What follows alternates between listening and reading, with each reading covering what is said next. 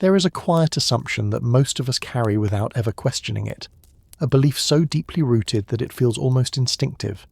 It tells us that civilization began slowly, that humans moved step by step from simplicity to complexity, from scattered tribes to organized societies, from silence to language, from chaos to structure. It feels logical, it feels natural, and for the most part, it feels complete. But when we look closer, something begins to feel out of place. Long before the pyramids rose from the sands of Egypt, before the names of pharaohs were carved into stone, there existed a civilization that does not seem to follow this expected path. It appears suddenly, almost without warning, as if it stepped fully formed into the timeline rather than growing into it. This civilization is known as Sumer. What makes Sumer unusual is not simply its age, though it is one of the oldest known civilizations. It is the level of advancement it displays at the very moment it appears. Writing, one of humanity's most complex achievements, is already present. Not in its earliest experimental form, but as a functioning system. Laws are established, structured, and enforced. Cities are not just formed, but carefully planned, with architecture that reflects intention and knowledge. Astronomy is not being discovered. It is already understood to a degree that suggests long observation. It raises a question that lingers quietly in the background. How does something like this begin? Because when we trace the development of most human systems, we expect to find evidence of progression, early attempts, imperfect forms, gradual improvements.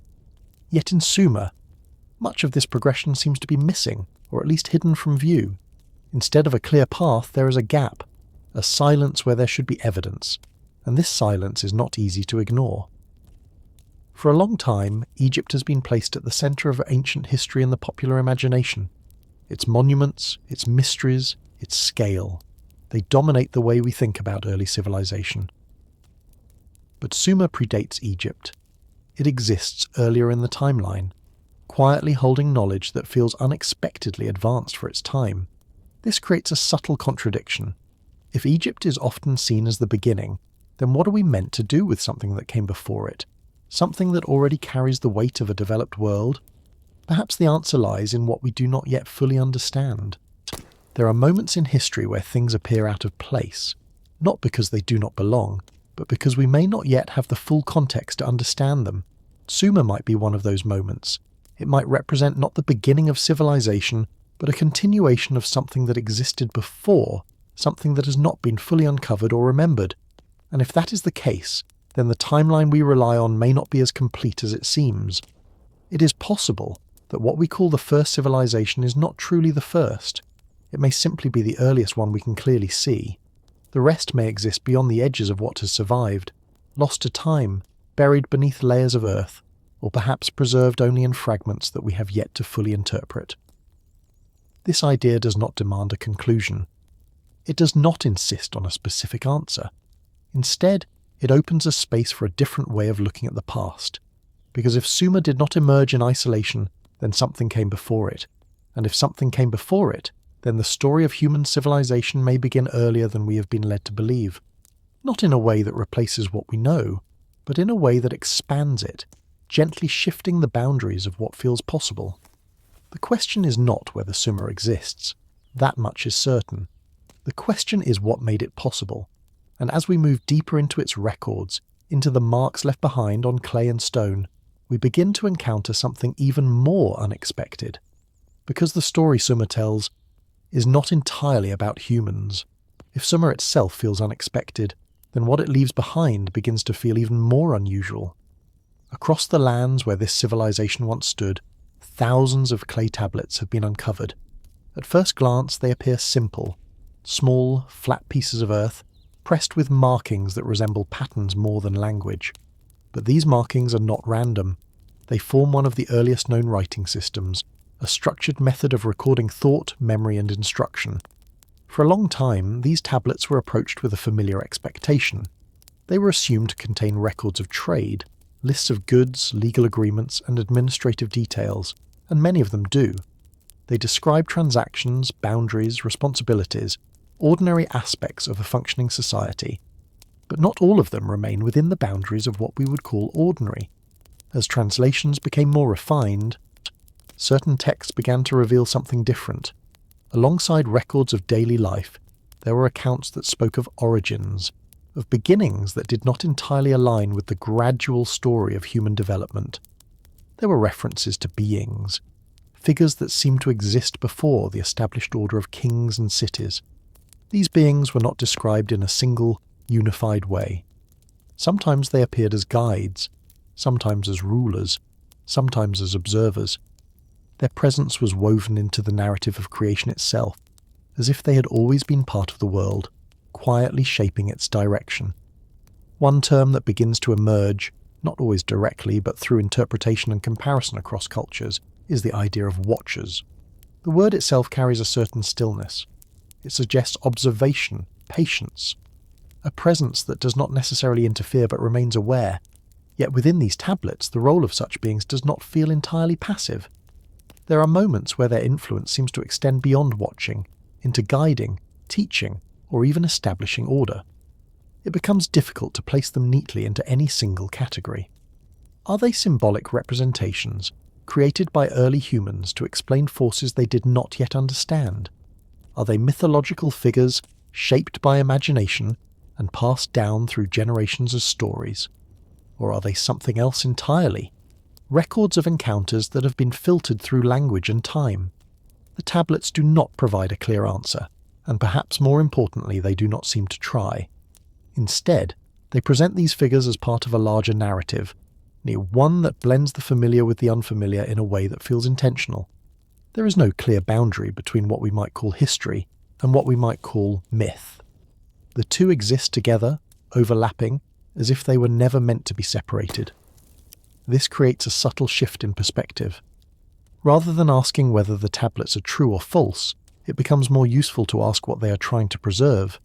Because even if the language is symbolic, even if the descriptions are shaped by interpretation, there may still be something real beneath them. A memory, a trace, a reflection of something that once existed in a form we no longer fully recognize.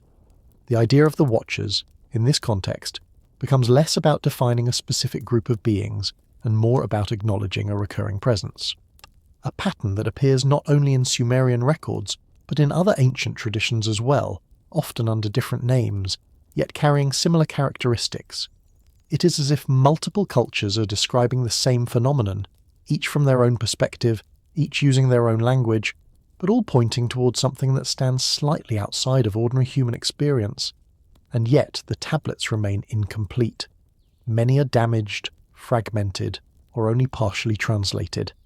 Entire sections of meaning may still be missing, hidden within symbols that have not yet been fully understood. What we have is not a complete story, but a collection of pieces, enough to suggest something significant, but not enough to fully define it. This incompleteness is not a limitation.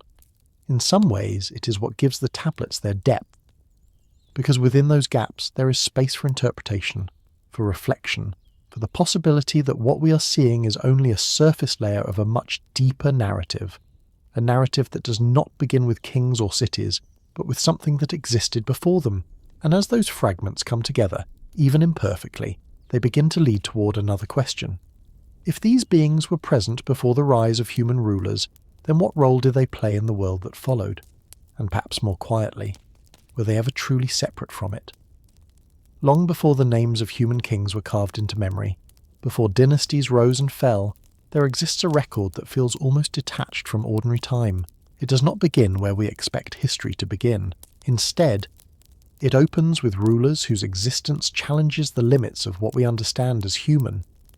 This record is often referred to as the Sumerian king list. At first glance it appears straightforward, a sequence of rulers, cities, and reigns, carefully documented as if preserving a continuous line of authority.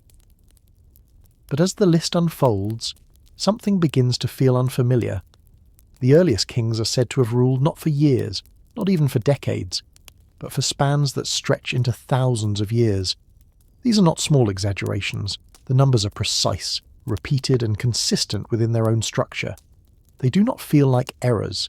They feel intentional, and this raises a quiet but persistent question. Who are these rulers? If we interpret these numbers literally, then we are faced with the possibility that these figures were not human in the way we understand humanity today. The human body, as we know it, does not sustain such lengths of time. Even in myth, such durations carry a sense of something beyond the ordinary, something that exists outside the constraints of natural life. But if we choose not to take the numbers literally, another question emerges. Why would an ancient civilization record its earliest rulers in this way? What purpose would it serve to begin a historical record with figures that seem impossible? It is here that the boundary between history and interpretation begins to blur. Some have suggested that these long reigns are symbolic, representing eras rather than individuals, a way of marking time that does not rely on precise measurement. Others see them as a form of exaggeration, a method of elevating early rulers to a status beyond human reach. Yet there is another possibility, one that remains more difficult to define.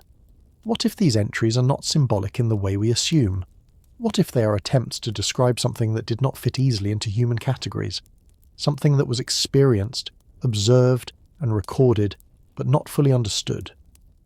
Within the king list, there is also a noticeable shift. After a certain point, the reigns begin to shorten.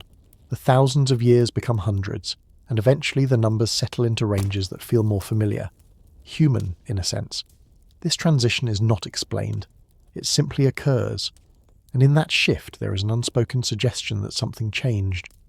Whether that change reflects a shift in how time was recorded, a transformation in leadership, or the end of a different kind of presence is not made clear. The text does not guide us toward a conclusion. It simply presents the sequence, leaving the interpretation open. It is in this space that the idea of non-human intelligence begins to quietly take form. Not as a definitive claim, but as a possibility that lingers just beneath the surface. Because if the earliest rulers were not human, then what were they? Were they entities that existed alongside early humanity, guiding or overseeing its development? Were they symbolic representations of forces that shaped the world in ways that were later personified? Or were they something else entirely? Something that does not fit within the categories we use to understand the past? The king list does not answer these questions, but it does something else. It preserves the idea that before the rise of human kings, there were others who held authority, who existed at the beginning of recorded order. And whether those figures were physical beings, symbolic constructs, or something in between, their presence at the start of the list is not accidental. It suggests that the story of civilization did not begin with humanity alone. And as this idea settles, it begins to connect with the fragments found in other records, the mentions of watchers, observers, guides, figures that seem to exist just outside the boundaries of ordinary history. Perhaps they are separate threads, or perhaps they are part of the same pattern, viewed from different angles, recorded in different ways, but pointing toward a shared origin. And if that is the case, then the earliest chapters of human history may not belong entirely to humans. They may belong to something that came before, or something that was already here. There is a moment in the story of humanity that feels strangely compressed, as if something vast has been reduced into a brief transition. It is the shift from small, scattered groups of hunter-gatherers to organised societies capable of building cities, creating systems and shaping the world around them. On the surface, it is described as a gradual evolution, but when examined closely, the pace of this transformation begins to feel uneven. For most of human existence, life followed a relatively simple pattern. Movement, survival, adaptation. Tools were basic, knowledge was local, and progress moved slowly, almost imperceptibly across generations. Then, within a relatively short span of time, something changes. Agriculture appears, settlements begin to form, structures become permanent, social hierarchies emerge, and with them, systems of belief, governance, and communication begin to take shape. It is not the change itself that feels unusual, it is the speed. Because when compared to the long stretches of relative stability that came before, this sudden acceleration raises a question that is difficult to fully resolve. What caused it? The common explanation is that humans discovered new ways of interacting with their environment, that they learned to cultivate land, to domesticate animals, to organise themselves more efficiently. And while this explanation holds weight, it does not entirely account for the depth of knowledge that seems to appear alongside these developments.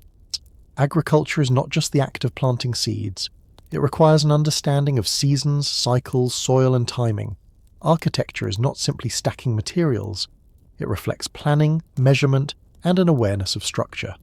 Writing is not just marking symbols, it demands abstraction, memory, and the ability to encode complex ideas.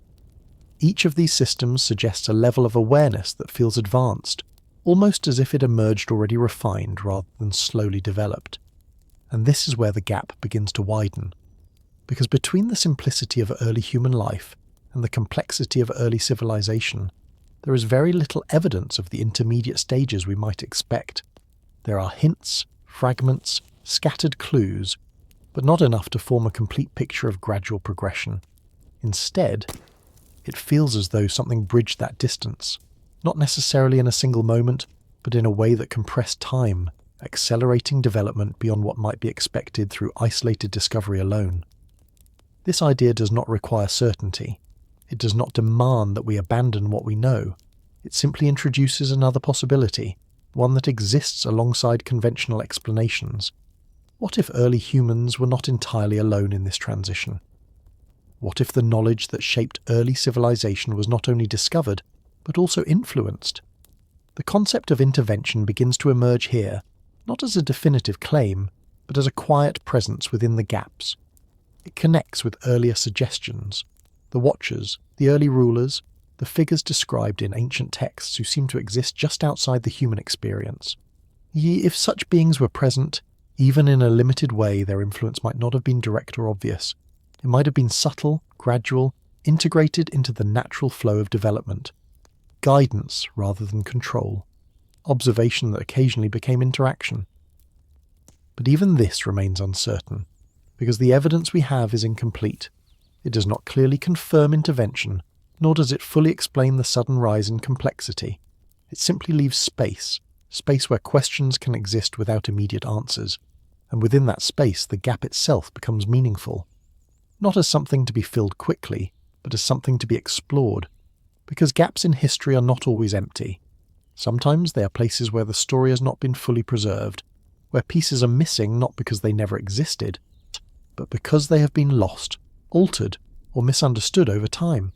And if this particular gap holds more than we currently see, then it may connect directly to everything that follows, to the rise of cities, to the emergence of knowledge, to the presence of figures who seem to stand at the edge of human history, neither fully within it nor entirely separate. Which leads to a deeper question, one that does not demand an answer, but invites reflection. If something did bridge that gap, something that helped shape the transition from simplicity to complexity, then where did it come from? And more quietly, is it possible that traces of it are still with us, hidden within the very systems we take for granted? As the fragments begin to align, a pattern slowly comes into view. It is not sharp or clearly defined, but it repeats often enough across different sources that it becomes difficult to dismiss entirely. The idea appears under different names, in different languages, shaped by different cultures, yet it carries a familiar presence each time, a presence that watches. In the Sumerian records, there are references to beings who existed before or alongside early humanity, figures who are not always described in detail, yet are consistently placed at the beginning of things. In later traditions, especially those preserved in ancient texts from other regions, similar figures appear again. They are sometimes described as guardians, sometimes as teachers, and sometimes as something closer to overseers. The term watchers is often used as a way to bring these scattered references into a single idea, though it may not have been the original word used in every case. It is more of a bridge between interpretations, a way of recognizing that different cultures may have been describing something that felt similar, even if the language differed. What makes these watchers difficult to define is not just their varied descriptions, but the roles they seem to occupy. In some accounts, they are distant, almost detached, observing the world without interfering. Their presence is quiet, unnoticed by most, as if they exist just beyond the limits of ordinary perception. In others, they are more active. They teach, they guide, they introduce knowledge that changes the course of human development. And in certain traditions, they are even described as rulers, figures who held authority before human kings took their place.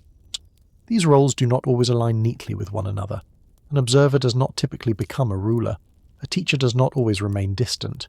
And yet, within these ancient narratives, the same figures seem to shift between these identities, as if the boundaries between them were never clearly defined. This fluidity creates a sense that the Watchers may not fit within the categories we're used to using. They are not easily placed into the familiar structures of myth or history. Instead, they exist somewhere in between, where meaning is shaped as much by interpretation as by description. It is also worth considering how these figures are presented. They are rarely explained in full. Their origins are not always clear. Their nature is hinted at, suggested, but not defined in a way that removes ambiguity. This lack of clarity is not necessarily a limitation.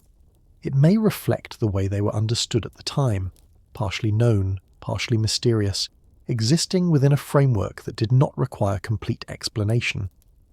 In some traditions, particularly those that emerge later, the Watchers take on more defined characteristics. They are sometimes associated with celestial origins, described as beings connected to the sky, the stars, or realms beyond the physical world. In others, they are portrayed in more grounded terms, interacting directly with humans, influencing events in ways that feel immediate and tangible. These differences do not cancel each other out. Instead, they expand the range of possibilities. Because if multiple cultures, separated by distance and time, describe similar figures in different ways, it suggests that what they experienced, or believed they experienced, was complex enough to be interpreted through many lenses. It is possible that the Watchers were never meant to be understood as a single, unified concept. They may represent a category of experience rather than a specific group, a way of describing encounters, influences or presences that did not fit within the known world, yet felt real enough to be recorded. This perspective does not resolve the question of who they were, but it does shift the focus slightly. Instead of asking for a precise definition, it becomes more meaningful to ask why they appear so consistently, why they are placed at the beginning of stories, why they are connected to knowledge, to guidance, to moments of transition, and perhaps most importantly, why their presence is often followed by change. Because wherever the Watchers appear, something seems to shift. A new form of understanding emerges, a different structure takes shape. The world moves in a direction it was not moving before. This pattern does not prove anything on its own, but it suggests that the Watchers, whatever they were not passive elements within these narratives. They were connected to transformation, and as that idea settles, it leads naturally into another question, one that moves beyond identity and into action. If the Watchers were present, and if their presence was linked to change, then what exactly were they doing? If the Watchers were present at the beginning of these early accounts, and if their presence seems to align with moments of transformation, then a quiet tension begins to form around their role. It is one thing to observe. It is something entirely different to shape. At first, the idea of observation feels simple. A being that watches does not interfere. It sees, it records, it remains separate. This interpretation fits comfortably within the meaning of the word itself. It suggests distance, a kind of quiet awareness that does not alter the course of events. But the deeper the records are considered, the more difficult it becomes to maintain that simplicity. Because alongside references to watching, there are also references to teaching. Knowledge appears not as a slow discovery, but as something introduced. Techniques, systems, understandings of the world that seem to arrive already formed.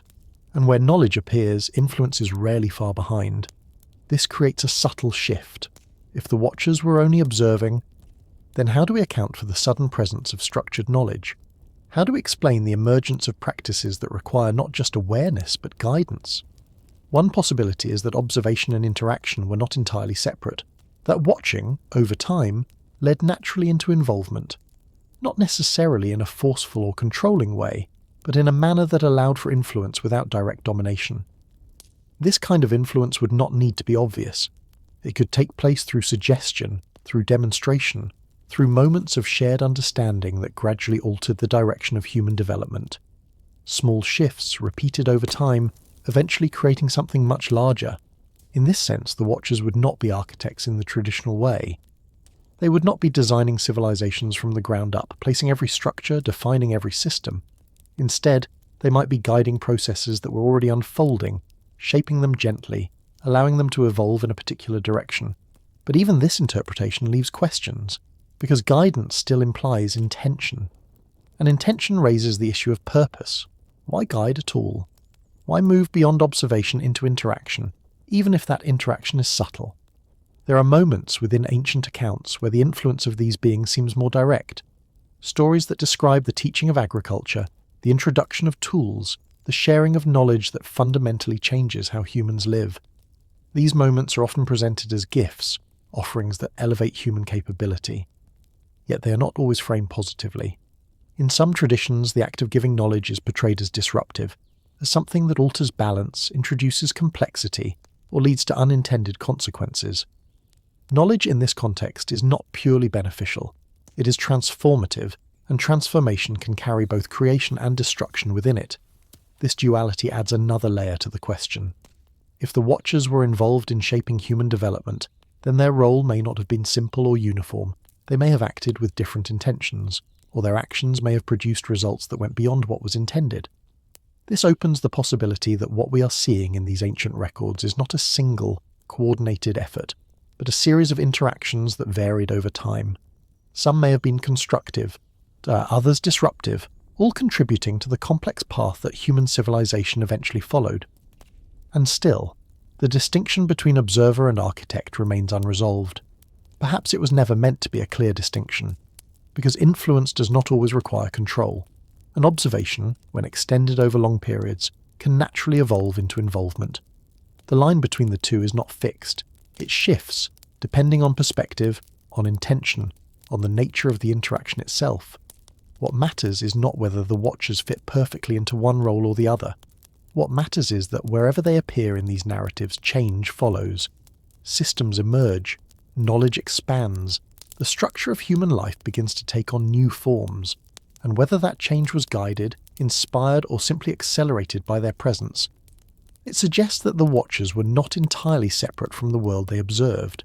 They were connected to it, which leads to another layer of reflection. If they played a role in shaping early human systems, even in subtle ways, then the knowledge that defines those systems may carry traces of that influence. Not as something obvious, but as something embedded. And if that is true, then the question shifts once again. Not just who the Watchers were, but what exactly did they leave behind? When we begin to look at the earliest layers of human knowledge, there is a certain quality to it that feels unusually complete.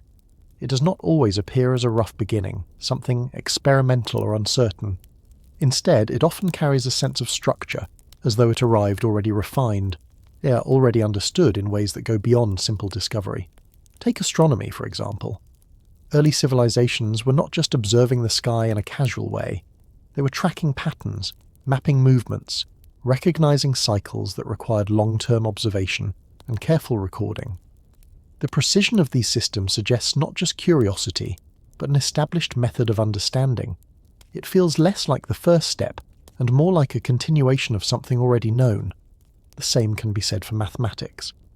Numerical systems appear with a level of organization that allows for calculation, measurement, and planning. These are not isolated ideas. They are interconnected, forming a framework that supports architecture, trade, and governance. It is difficult to imagine such a system emerging suddenly without some form of guidance or prior development. Even in construction, there is a sense of intention that goes beyond trial and error. Structures are aligned, proportions are maintained, materials are used in ways that reflect both knowledge and experience. These are not random achievements. They suggest an understanding of principles that are not immediately obvious to those encountering them for the first time. This creates a quiet impression that knowledge, in these early moments, did not grow from nothing. It feels introduced, not necessarily handed down in a direct or obvious way, but present in a form that allowed it to be adopted, adapted, and expanded upon. As if humanity stepped into an existing framework rather than building it entirely from the ground up. This idea does not remove human creativity or effort. It does not suggest that early civilizations were passive recipients of knowledge. On the contrary, the ability to use, refine, and develop these systems speaks to a deep level of intelligence and adaptability. But it raises the possibility that the starting point may have been higher than we usually assume, and this is where the connection to the Watchers begins to take on a different kind of significance. If these beings were present during the early stages of civilization, And if their role involved more than observation, then it becomes possible to consider that some forms of knowledge may have been shared, demonstrated, or inspired through their presence. This does not require a dramatic transfer of information, and it does not depend on direct instruction in the way we might imagine today. Influence can take many forms. It can emerge through example, through subtle interaction, through moments of insight that feel as though they come from within, yet carry something unfamiliar. In many ancient traditions, knowledge is often described as something that is revealed rather than created. It appears in moments of clarity, in dreams, in encounters that are not always fully explained. These experiences are not always attributed to a specific source, but they carry a sense that the knowledge comes from beyond the individual. Whether these descriptions are symbolic or literal is difficult to determine, but they align with the idea that knowledge, at least in part, may have origins that extend beyond simple observation of the natural world. There is also an important detail to consider. The knowledge that appears in early civilizations is not uniform. It varies, it evolves, it carries imperfections and contradictions. This suggests that even if there was an external influence, it was not absolute or controlling. It allowed for variation, for interpretation, for the human element to shape and reshape what was received. This makes the process feel less like instruction and more like collaboration. A blending of sources, where human experience and something beyond it come together to form the systems that define early civilization. And if that is the case, then the knowledge we see in ancient records is not just a reflection of human progress. It may also be a reflection of interaction, not necessarily constant, not always visible, but present enough to leave an imprint. An imprint that can still be traced in the structures, the symbols, and the ideas that have carried forward through time, which leads to a deeper consideration. If knowledge was introduced, even in subtle ways, then it was introduced for a reason. An understanding that reason may reveal as much about the watchers as the knowledge itself. Because knowledge is never neutral. It shapes the way a civilization grows, and in shaping that growth, it also shapes the future. The question, then, is not just what was given, but why it was given at all. If the watchers were more than passive observers, if their presence was connected in some way to the emergence of knowledge and structure, then a quieter and more difficult question begins to form beneath everything else. Why would they involve themselves at all? Intervention, like even in its most subtle form, suggests intention. It implies that something was seen, evaluated, and then acted upon. An intention rarely exists without purpose, even if that purpose is not immediately visible. One possibility is that their role was guided by curiosity. If these beings existed with a level of awareness beyond early humanity, then the development of human societies may have been something worth observing closely. A process unfolding in real time, full of unpredictability, adaptation, and potential. In this sense, any interaction might have been minimal, careful, designed not to disrupt the natural course, but to understand it more deeply. But curiosity alone does not easily explain the presence of knowledge that appears to shift the trajectory of human development. Another possibility is guidance, not control, not domination, but a form of influence that helps shape outcomes without forcing them. In this view, the Watchers may have seen potential within early humanity, something worth nurturing or accelerating. Their involvement could have been a way of helping that potential unfold, offering direction at key moments where progress might otherwise have slowed or taken a different path. This kind of guidance would not need to be constant. It could occur in brief intervals, in moments that appear small on their own but carry long-term consequences. A single idea introduced at the right time can ripple outward, changing the course of entire systems. Yet guidance also raises another question. Why guide one species among many? The natural world is full of life, full of complexity, yet human development seems to have taken a unique direction. A language, abstract thought, large-scale organization, these are not simply extensions of survival. They represent something more, something that moves beyond immediate necessity into the realm of meaning and structure. It is possible that this uniqueness drew attention, that among countless forms of life, humanity represented a particular kind of potential, one that was worth engaging with in a more direct way. There is also a more complex possibility. That intervention was not purely benevolent. In some ancient accounts, the sharing of knowledge is not portrayed as an entirely positive act. It is associated with imbalance, with consequences that extend beyond the initial moment of interaction. Knowledge brings power, but it also brings responsibility, conflict, and transformation. If the Watchers introduced knowledge without fully controlling its outcome, then they may have set processes in motion that evolved in unpredictable ways. What begins as guidance can lead to division. What starts as growth can lead to instability. This does not necessarily imply harmful intent. It may reflect the nature of influence itself. Any act that changes a system introduces variables that cannot be fully contained. Even with the clearest intention, the results may extend beyond what was originally envisioned. There is also the possibility that their motivations were not singular. Different beings, different perspectives, different goals. Some may have acted with a sense of care, others with curiosity, others perhaps with purposes that are more difficult to interpret. The ancient records do not present a unified narrative. They offer fragments, moments, glimpses of interaction that do not always align perfectly with one another. This fragmentation suggests complexity. It suggests that the presence of the Watchers, if it existed, was not simple or uniform. It may have been layered, evolving over time, shaped by factors that are no longer fully visible to us. And within that complexity, the question of purpose remains open. Not because it cannot be answered, but because the answer may not be singular. Perhaps their involvement was driven by curiosity, by guidance, by experimentation, by necessity, or by something else entirely that does not translate easily into human terms. Or perhaps it was a combination of all these things. What becomes clear is not the reason itself, but the impact. Wherever their presence is suggested, something changes. Human development shifts direction. Knowledge expands. Systems emerge that carry forward into the civilizations that follow. And whether those changes were intended in full or not, they became part of the human story. A story that continues to unfold, which leads to another thought, one that begins to move beyond the past and into something more reflective. If the Watchers had reasons for their involvement, reasons that shaped the early stages of human civilization, then those reasons may still echo in the structures that remain, in the systems we rely on, in the patterns that continue to repeat, and in the questions that, even now, do not fully resolve.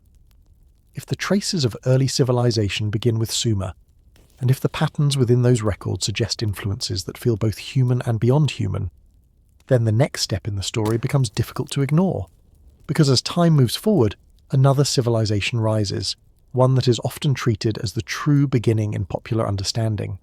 Egypt. It stands as one of the most recognizable symbols of ancient history. Its monuments dominate the landscape, its mythology is widely known, and its presence feels almost foundational to the way we imagine the ancient world. Yet when placed carefully within the timeline, Egypt does not emerge from nothing. It appears after Sumer, following a path that suggests continuity rather than isolation. And within that continuity, certain echoes begin to appear. There are similarities in structure, in symbolism, in the way knowledge is organized and expressed. Concepts of order, of cosmic balance, of alignment with the heavens. These ideas are not unique to one civilization. They appear in different forms, but they carry a familiar essence, as if they are variations of a deeper pattern. This does not necessarily mean that one civilization directly copied another. Influence is rarely that simple.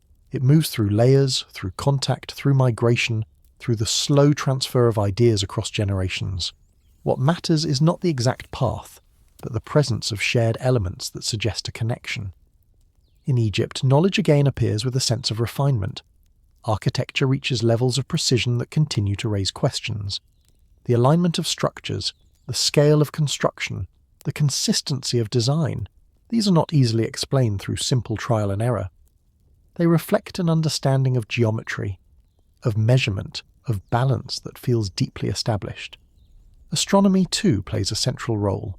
The movement of stars, the cycles of the sky, the relationship between the heavens and the earth, all of these are woven into the way Egyptian civilization understands itself. This is not casual observation. It is integrated knowledge, embedded within culture, belief, and structure. And once again, the question quietly returns. Where did this understanding come from? If Egypt followed Sumer, then it becomes possible to consider that some of this knowledge was not newly discovered, but inherited in some form. not necessarily through direct transmission in the way we think of learning today, but through a continuation of ideas that had already taken root. This continuation does not need to be perfect. It can change, adapt, just evolve as it moves through time. What begins in one place may take on new meanings in another, shaped by different environments, different beliefs, different experiences. Yet beneath those changes, the core patterns remain. And within those patterns, there is a recurring sense of guidance, of alignment with something beyond immediate human experience. In Egyptian belief, there are references to divine beings, to figures who exist between the human and the cosmic, who shape the structure of reality itself. These figures are not identical to the watchers described in earlier records, but they carry a similar presence. They are connected to knowledge, they are connected to order, they exist at the point where human understanding meets something greater. This similarity does not confirm a direct link, but it suggests that the idea of guiding or overseeing forces did not disappear as civilization moved forward. Instead, it transformed, taking on new forms, new names, new interpretations, while still carrying the essence of something that feels familiar. Egypt in this sense may not represent a new beginning, but a continuation of a much older thread.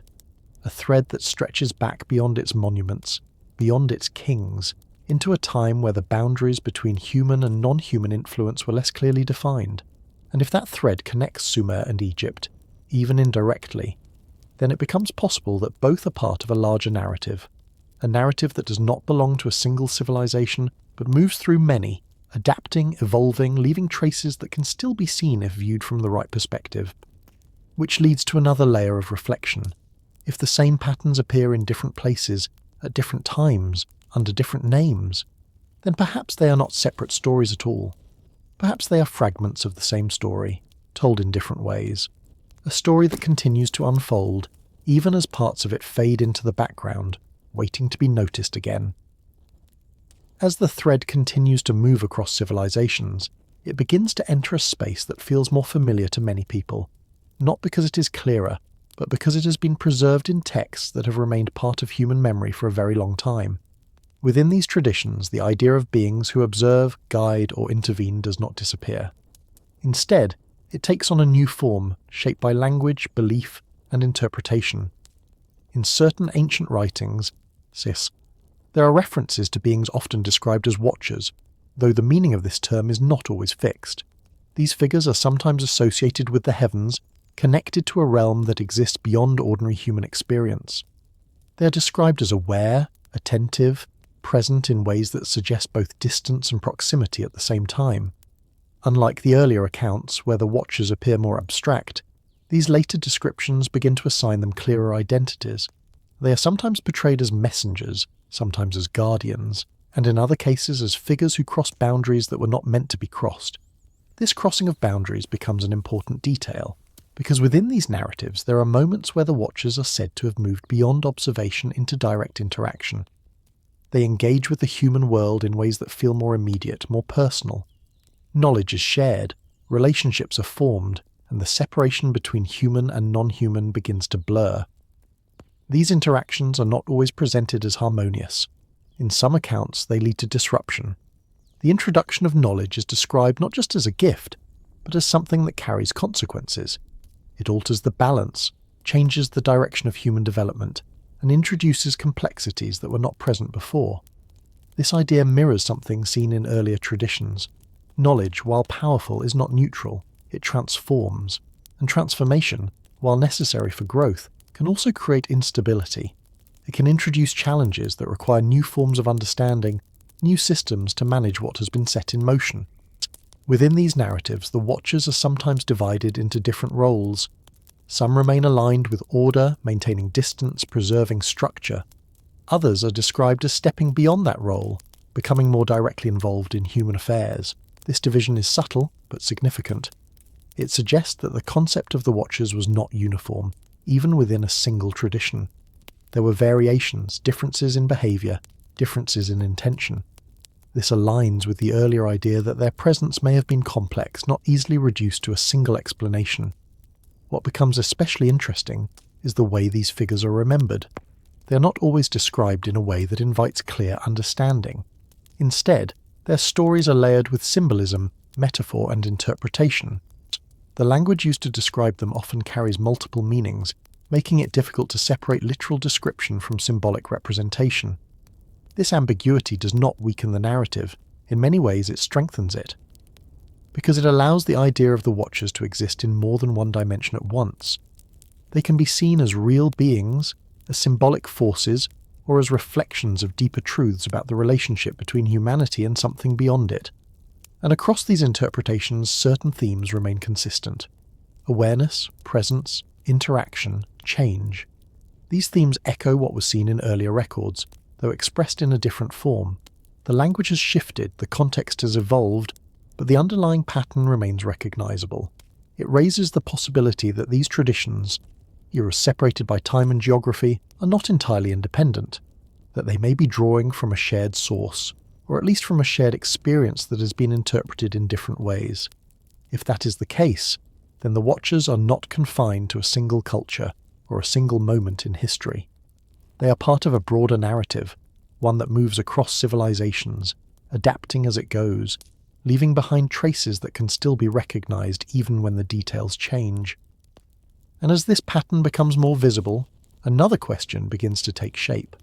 If similar figures appear in different traditions, each carrying elements of the same idea, then how widespread was this presence, and how many versions of the same story might exist, waiting to be seen not as separate accounts, but as connected pieces of something much larger?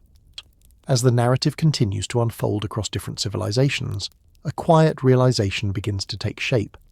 The idea of guiding or observing beings is not limited to one region, one culture, or one set of texts.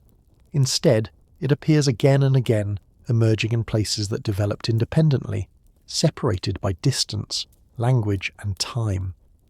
This repetition is not exact. The details shift, the names change, the roles evolve depending on the culture that preserves them.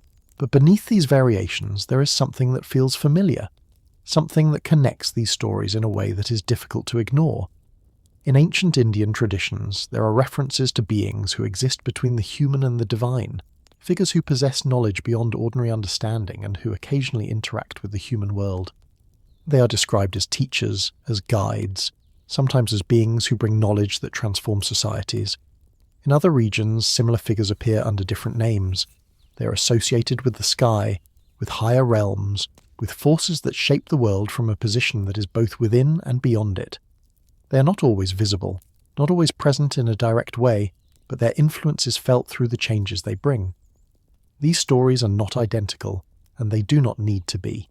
What matters is the pattern, the recurring presence of beings who are not fully human, who exist at the edges of human experience, and who are connected in some way to knowledge, transformation, and the shaping of early civilization.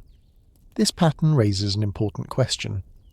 How do such similar ideas appear in cultures that did not share direct contact, at least not in ways that are fully understood? One explanation is that these stories emerged independently, shaped by the human tendency to interpret the unknown through familiar forms. When early humans encountered forces they could not explain, they may have created figures to represent those forces, giving them identity and intention. This explanation carries a certain logic, but it also leaves something unresolved, because the consistency of certain elements across these traditions goes beyond simple coincidence. The idea of knowledge being introduced, of guidance coming from beyond, of beings who observe and occasionally intervene, these are not random details. They form a structure that repeats with enough clarity to suggest a shared origin, or at least a shared experience. Another possibility is that these stories were passed down from a much earlier source, one that predates the separation of cultures. Over time, as groups moved, settled, and developed independently, the original narrative may have been altered, adapted to fit new environments and new belief systems.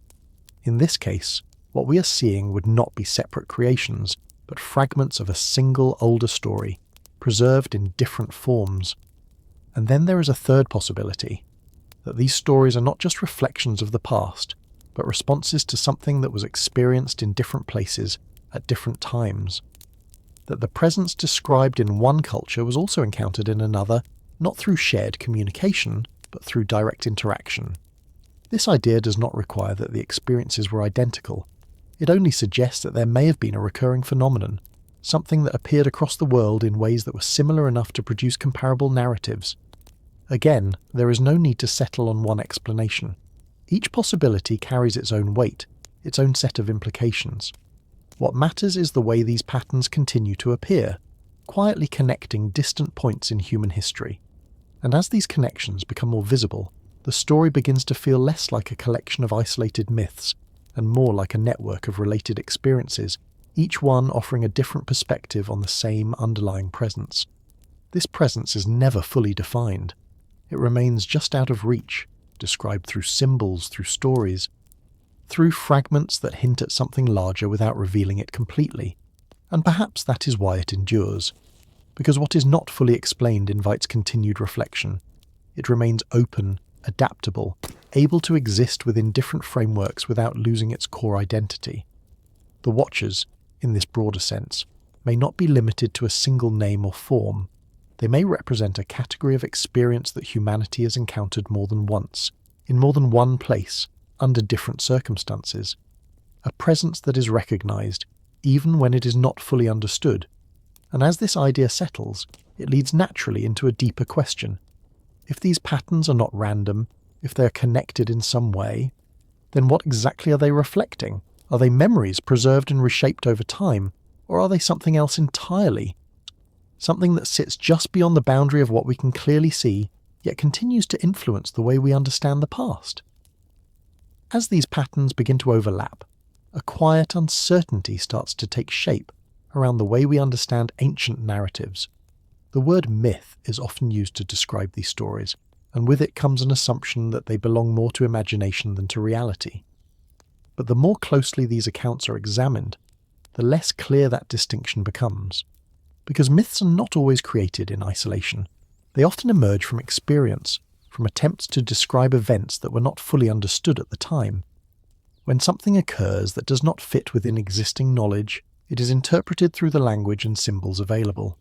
Over time, as these interpretations are passed down, they change. Details are added, meanings are adjusted, and the original experience becomes layered with new context. This process does not necessarily remove the truth. It can obscure it, reshape it, even distort it in ways that make it difficult to recognize. But beneath those layers there may still be a core, something that reflects a real moment, a real interaction, or a real presence that was experienced in some form. When applied to the idea of the Watchers, this perspective introduces a different way of looking at the records. Instead of asking whether the stories are true or false, it becomes more useful to ask what they are remembering. Because if multiple cultures, across different times and places, preserve variations of the same idea, then it suggests that something significant left an impression, something that was important enough to be recorded, even if the recording itself changed over time. This does not mean that every detail should be taken literally. The language used in ancient texts is often symbolic. Descriptions of beings, of actions, of events may not correspond directly to physical reality as we understand it today. They may represent concepts, forces, or experiences that were translated into familiar forms to make them more accessible. But symbolism does not exist without reference. It points to something, even if that something is not immediately clear. And this is where the line between myth and memory begins to blur. If a story is a distorted memory, then it carries both truth and interpretation. The challenge is not to separate one from the other completely, but to recognize that they exist together, influencing how the narrative is understood. In the case of ancient civilizations, this becomes especially complex, because the farther back we go, the less direct evidence we have. Physical records are incomplete. Many texts are fragmented. Entire civilizations have disappeared, leaving behind only traces that must be interpreted carefully. This lack of complete information does not make the records meaningless. If anything, it makes them more significant, because what has survived may represent only a fraction of what once existed. The stories we have may be remnants of a much larger body of knowledge, one that has been reduced over time through loss, destruction, and reinterpretation. This reduction can lead to distortion. Details may be simplified, exaggerated, or altered in ways that change the original meaning.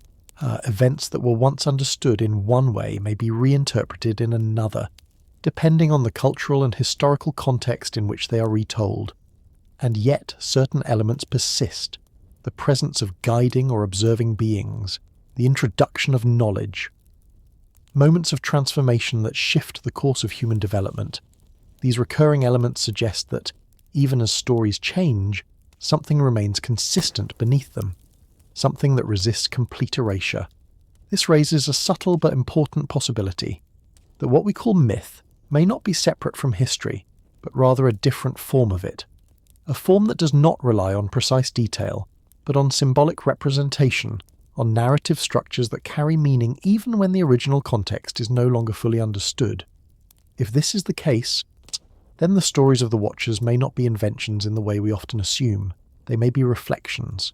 Not perfect reflections, not clear or complete, but reflections nonetheless, shaped by time, language, and perspective. And if they are reflections, then they point to something.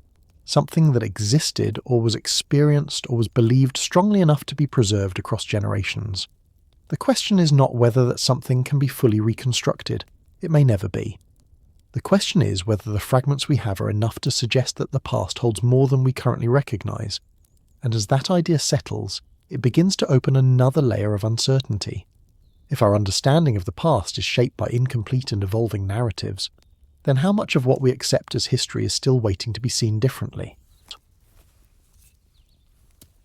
As the presence of the Watchers moves through these early narratives, leaving traces across civilizations and traditions, there comes a point where something begins to change.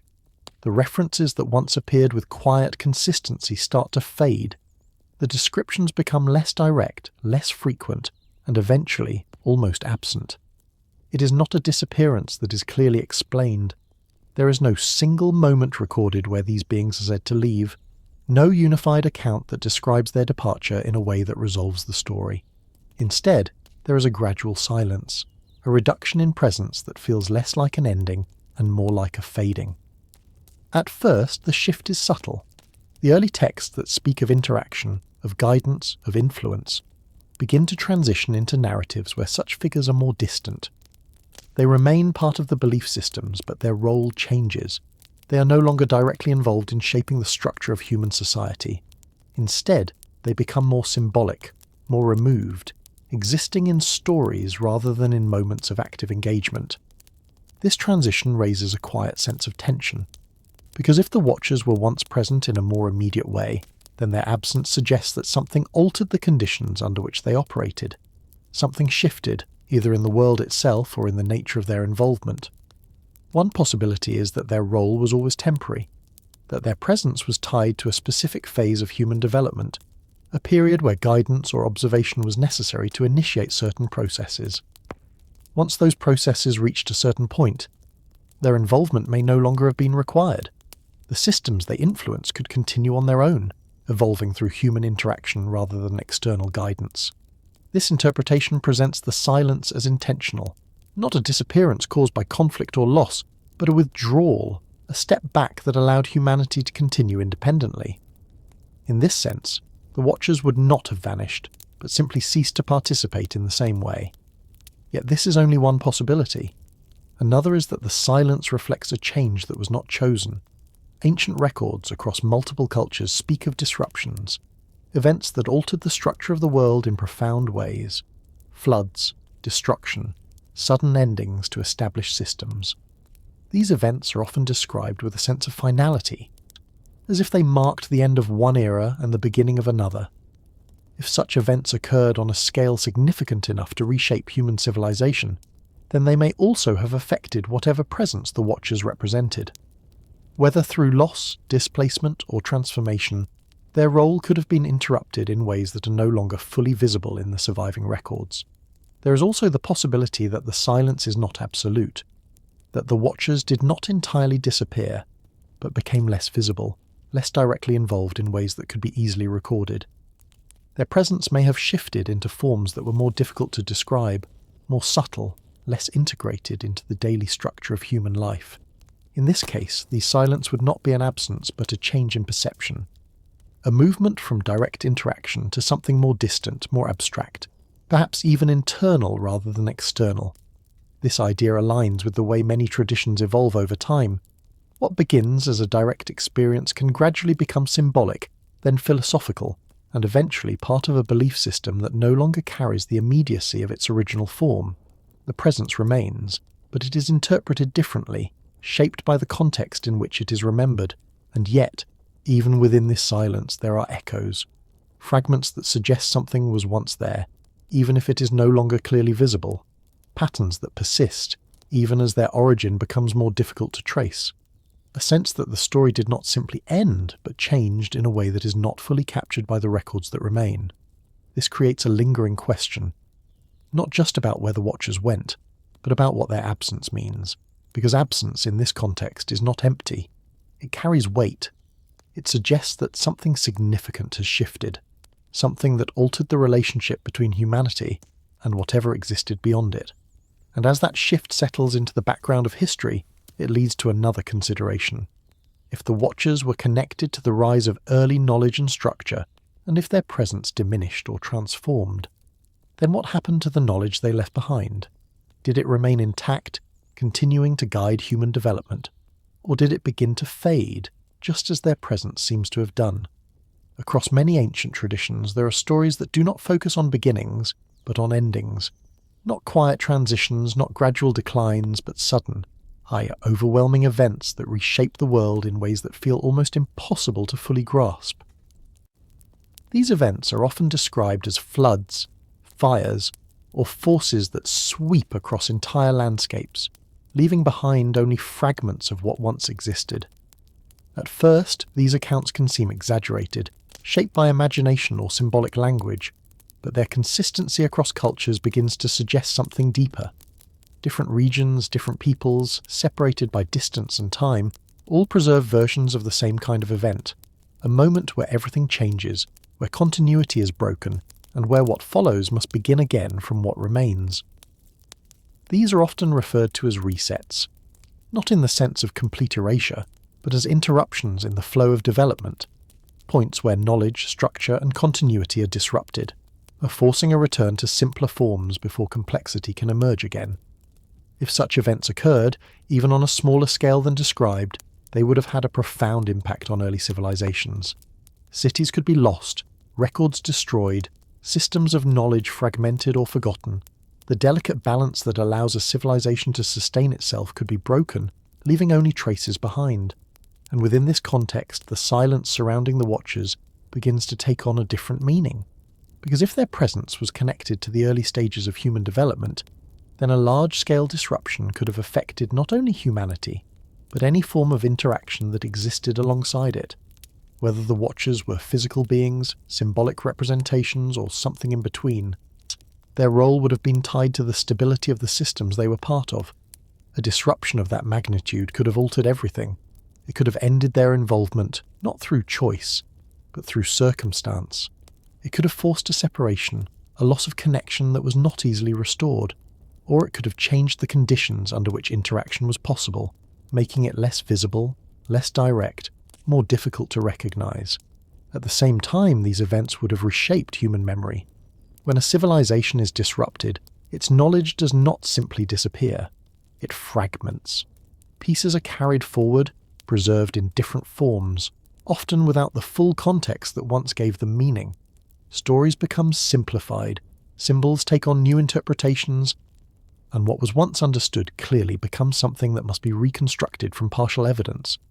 This process can create the appearance of loss, but it also creates the possibility of distortion.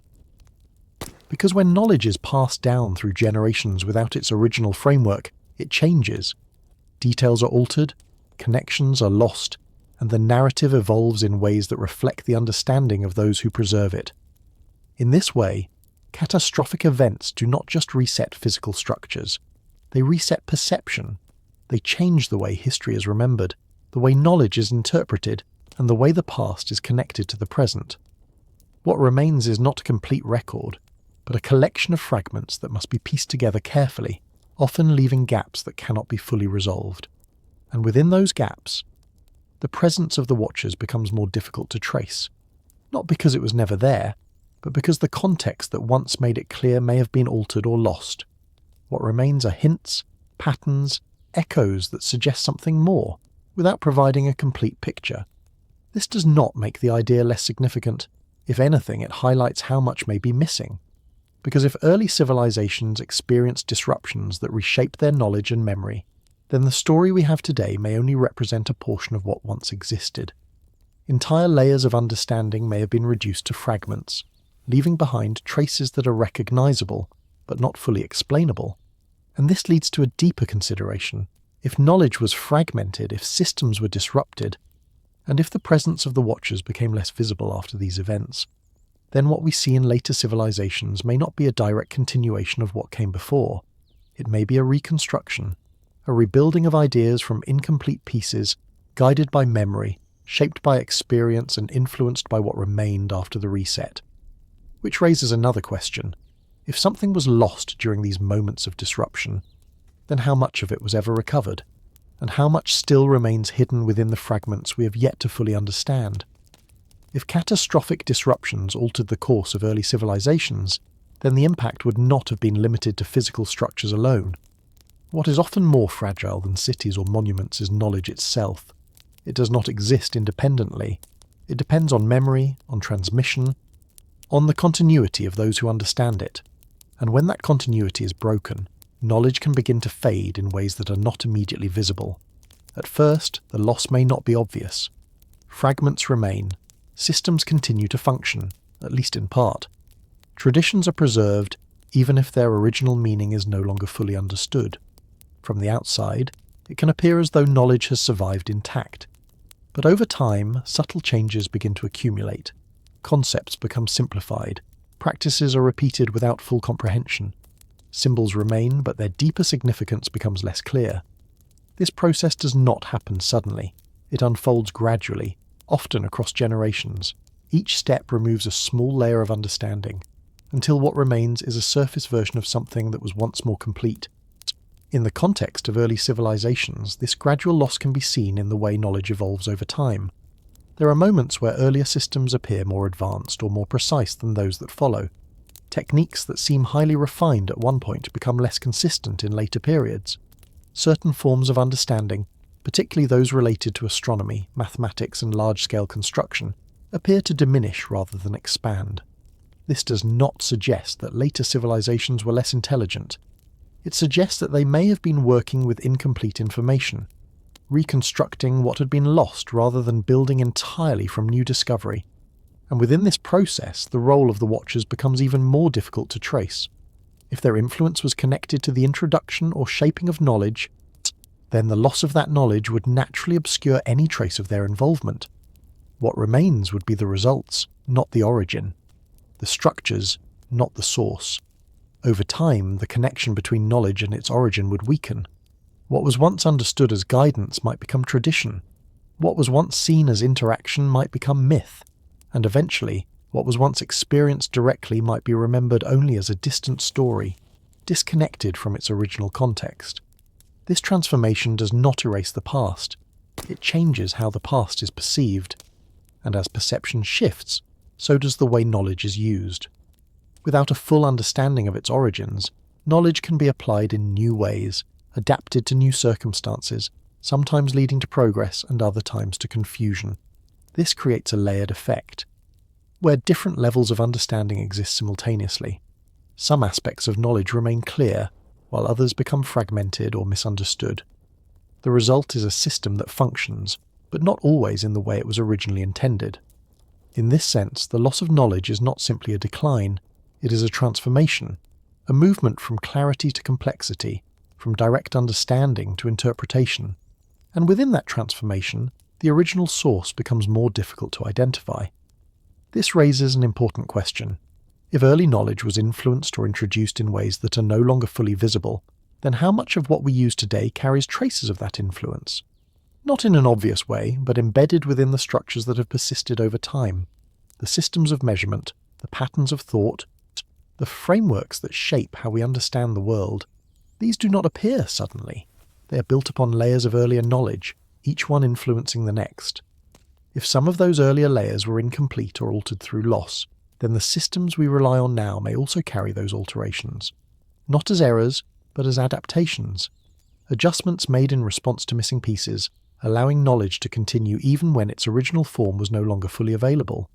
This perspective does not diminish human achievement. It highlights the resilience of human understanding, the ability to preserve, adapt, and rebuild, even in the face of disruption and loss. But it also leaves something unresolved, because if knowledge has been lost, fragmented, and reconstructed over time, then there may still be elements that have not yet been fully recovered, ideas that exist in partial form, connections that have not yet been made, patterns that are present but not fully recognized, and if those elements are still there, waiting within the fragments, then the story of knowledge is not complete. It is still unfolding, and within that unfolding there remains the possibility that what was once understood in a different way may one day be seen again, not as something new, but as something remembered.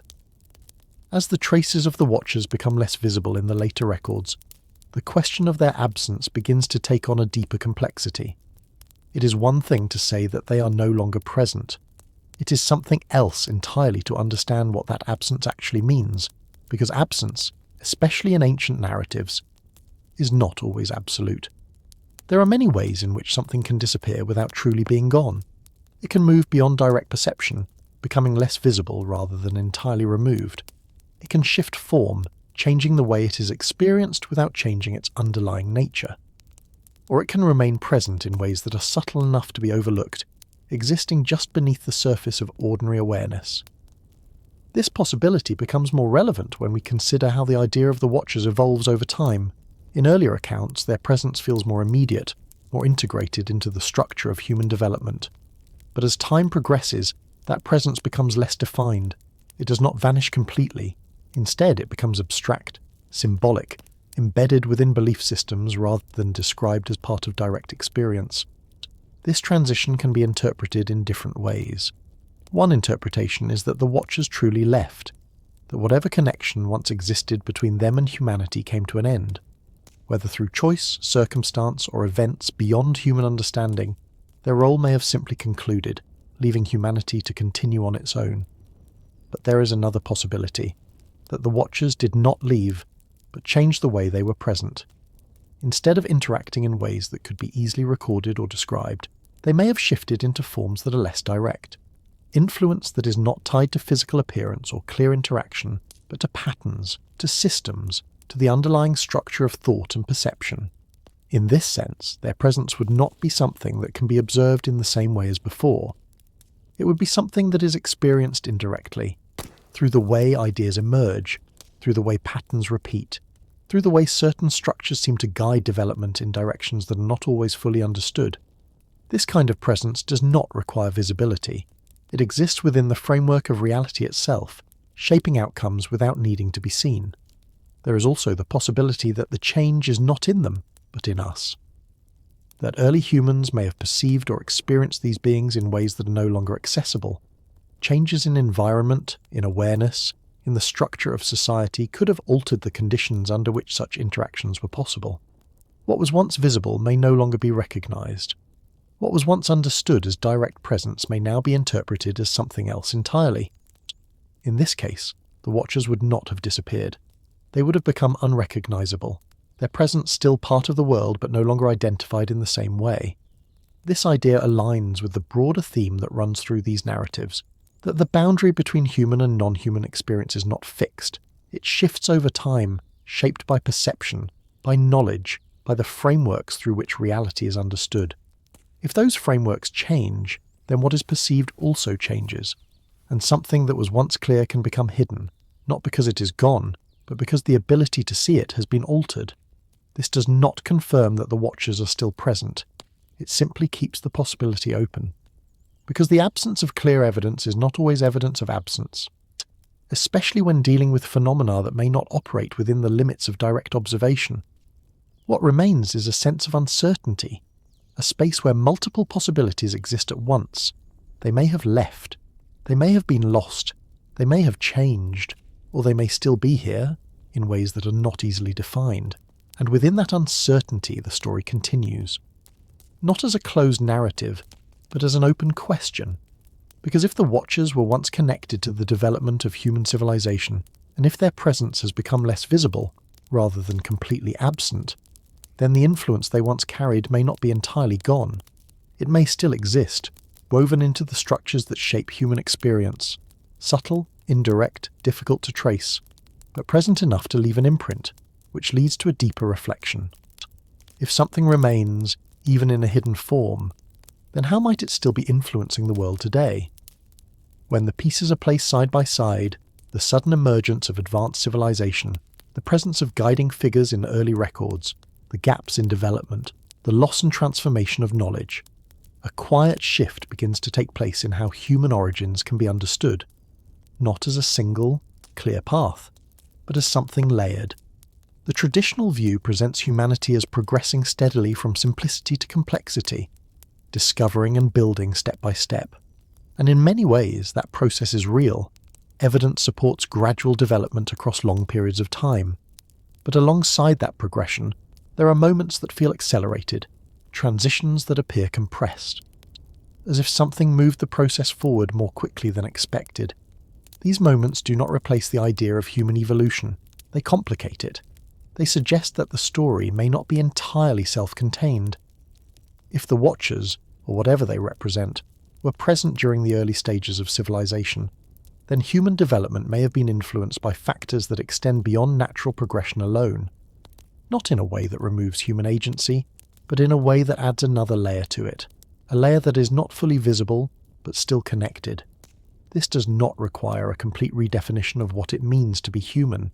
It introduces the possibility that humanity's origins are not limited to a single source, that the physical, biological development of the human species may have followed one path, while the emergence of structured knowledge, culture, and civilization may have been shaped by additional influences. These influences, if they existed, would not need to be constant. They could have appeared at specific points, at moments where small changes would have large effects. A shift in understanding, a new way of organizing thought, a different approach to interacting with the environment. Each of these could alter the trajectory of development without fully controlling it. In this sense, human origins become less about a fixed beginning and more about a process that includes growth, adaptation, interaction, and transformation. And within that process, the idea of external influence becomes one of many factors, not the only explanation, but not something that can be entirely dismissed either. This perspective also changes the way early records are viewed. Instead of seeing them as separate from human history, they become part of it, not as literal accounts that must be accepted in full, but as reflections of how early humans understood their place in a world that may have included elements they could not fully explain. The presence of the Watchers in this context becomes less about identifying specific beings and more about recognizing a recurring theme. That human development may have been observed, influenced, or guided in ways that are not fully captured by conventional narratives. This does not reduce the importance of human effort. If anything, it highlights it. Because even if knowledge was introduced or influenced, it still required human minds to understand it, to apply it, to build upon it. And civilization did not form on its own. It was shaped by countless individuals, each contributing to the structures that have carried forward through time. The possibility of external influence does not replace that effort. It exists alongside it, adding depth to the story, creating space for questions that move beyond simple explanations. And perhaps that is where the value of this perspective lies, not in providing definitive answers, but in expanding the way the past is considered. Because when the boundaries of a story are extended even slightly, it allows for new connections to form. Ideas that once seemed unrelated begin to align, patterns that were overlooked become visible, and the story itself becomes more open, more flexible, more capable of holding complexity. Human origins in this sense are not a closed chapter. They are an ongoing exploration, one that continues to evolve as new evidence is discovered, as new interpretations are considered, and as the questions themselves become more refined. And within that exploration, the presence of the Watchers remains unresolved, not fully confirmed, not entirely dismissed, existing as a possibility that sits just beyond clear definition, yet close enough to influence the way the story is told. Which leads to another thought. If the origins of humanity are more complex than they appear, then the way history unfolds may not be as linear as it seems. If the story of human origins is not entirely linear, then another possibility begins to emerge, one that shifts the way time itself is understood. Instead of moving in a straight line from past to future, history may move in patterns, not exact repetitions, but cycles that rise, fall, and begin again in ways that are both familiar and slightly altered each time. This idea is not new. Across many ancient traditions, there are references to repeating ages, periods of growth followed by decline, moments of creation followed by destruction.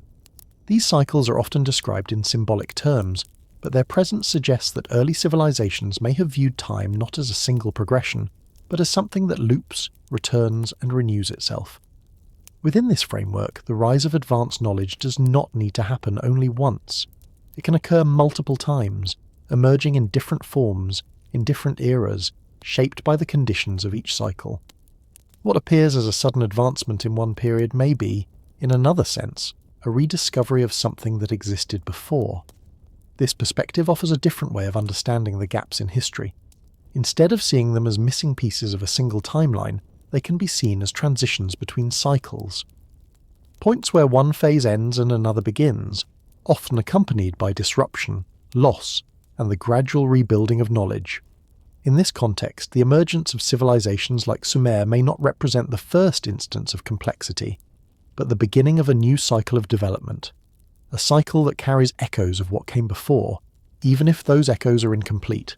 And within these cycles, the role of the Watchers becomes more complex. If they were present during one phase of development, it is possible that their presence is tied to the beginning of cycles rather than to a continuous timeline. They may appear at certain moments, or when conditions allow for interaction, and then withdraw as the cycle progresses. This does not require them to remain constantly present. It suggests a pattern of involvement that aligns with larger movements in the structure of time itself. But cycles do not repeat in perfect detail. Each iteration carries differences, changes in environment, in knowledge, in the way societies are structured. These differences can alter how knowledge is expressed, how systems are built, and how the past is remembered. This is why patterns can feel familiar without being identical. The same underlying themes appear: creation, guidance, transformation, loss. But they manifest in ways that reflect the specific context of each cycle. This idea also changes the way progress is understood. If history moves in cycles, then progress is not simply a steady upward movement. It includes periods of decline, of fragmentation, of rebuilding. Knowledge can be gained and lost, rediscovered and reinterpreted, shaped by the conditions of each phase. In this sense, what we consider advancement may sometimes be a return. Not a step backward, but a movement towards something that was once known, now being understood again in a different way.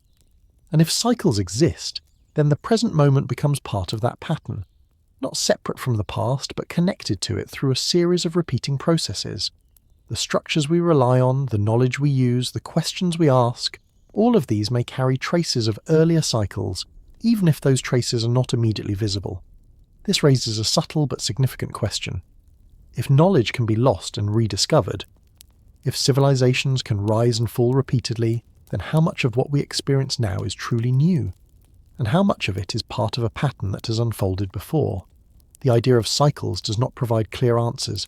It expands the scope of the story.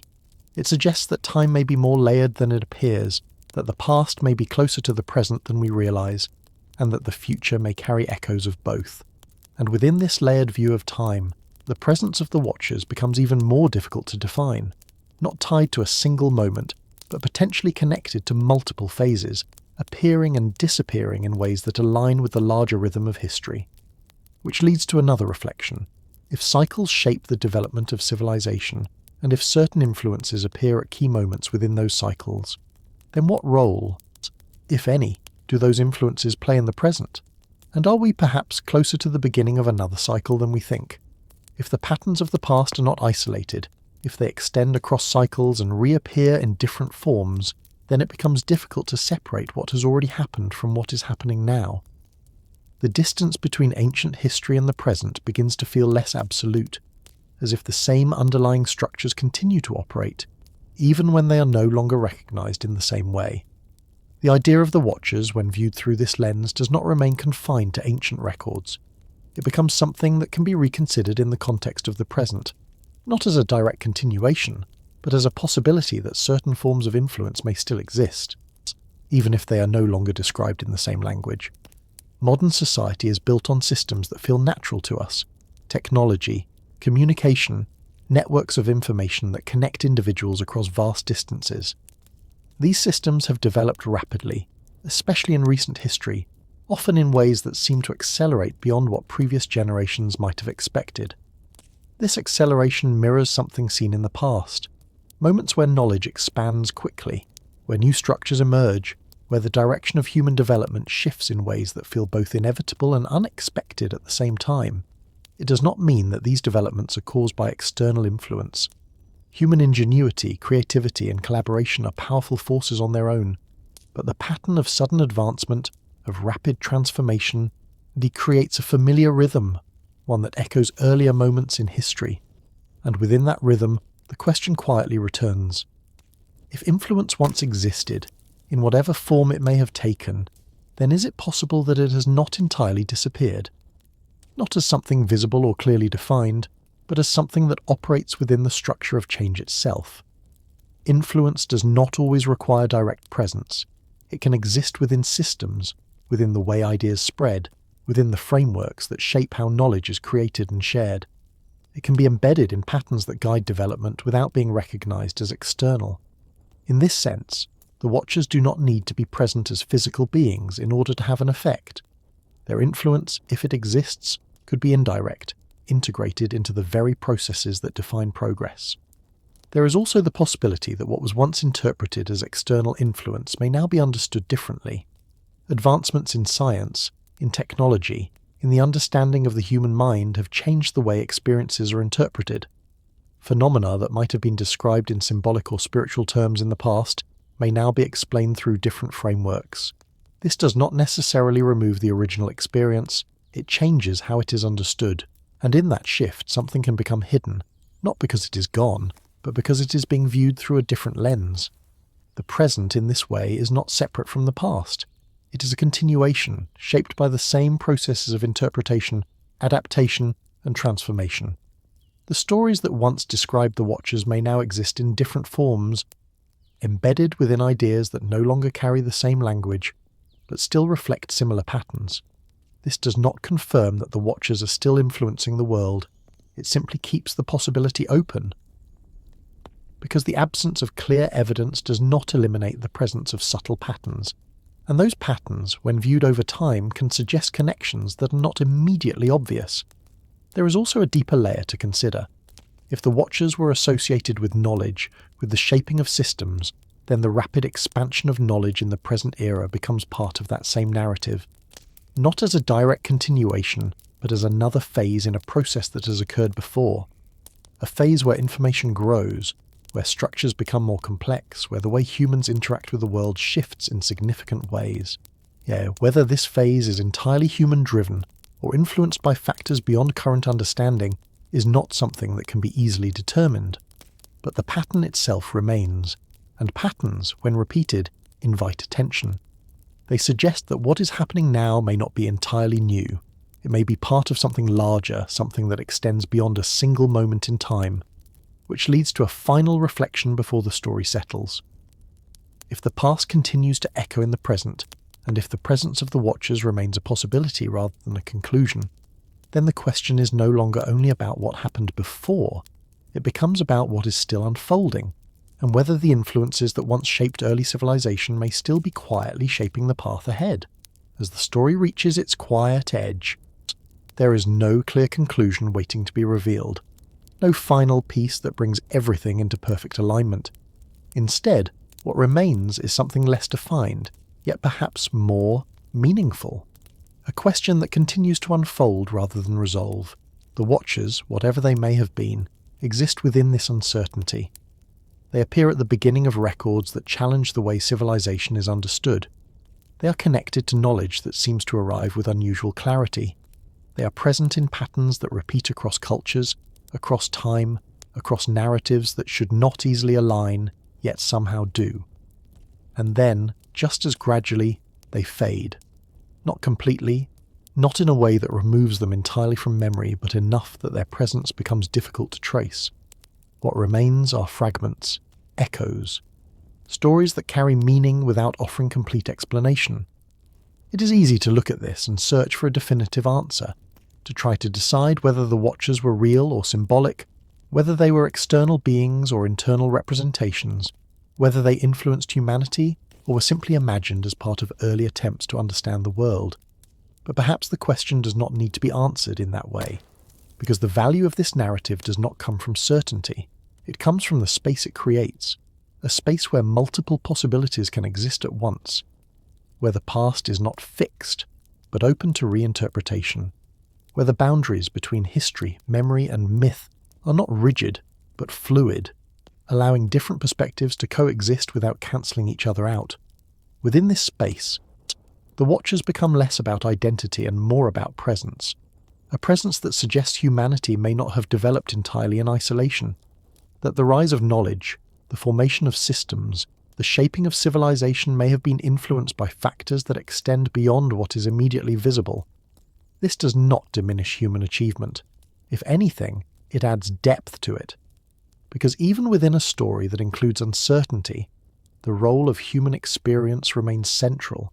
It is through human perception, human memory, and human interpretation that these ideas have been preserved at all.